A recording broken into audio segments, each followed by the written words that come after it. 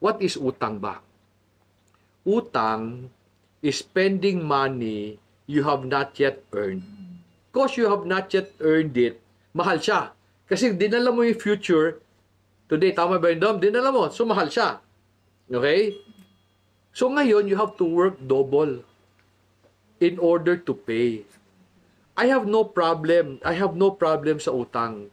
It is just when you over-risk it. Mamaya, you're in the construction business, diba? Meron kayong mga makina, di ba? Bumili ka, walang magbabayad, mamaya yung 1 million mo, ang bili mo nun 2 million. Kasi dumoble, walang siguradong magbabayad. Ako, utang lang ako pag may siguradong magbabayad. Ganun lang ako. Some people are willing to utang 20%. Sa kaya. Alam mo, pag kinumpute mo yan, kaya yan. Hindi mo kinumpute working capital eh. Ang normal tubo ng kumpanya, ako sa akin ha, minsan may tubo kami 40%, pero minsan may tubo rin naman kami 10% ha.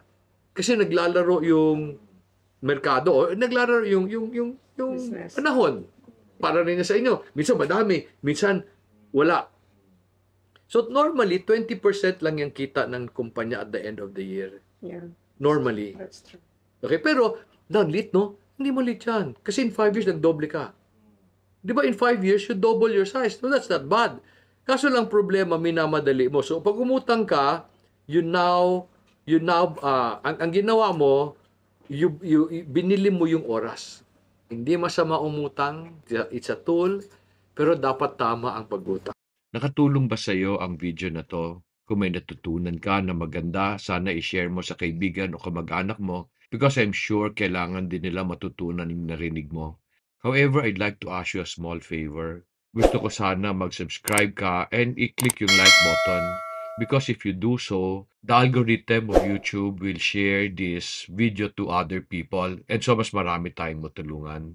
Sana you will also enjoy my other videos. I hope together we can walk this journey to fruitfulness.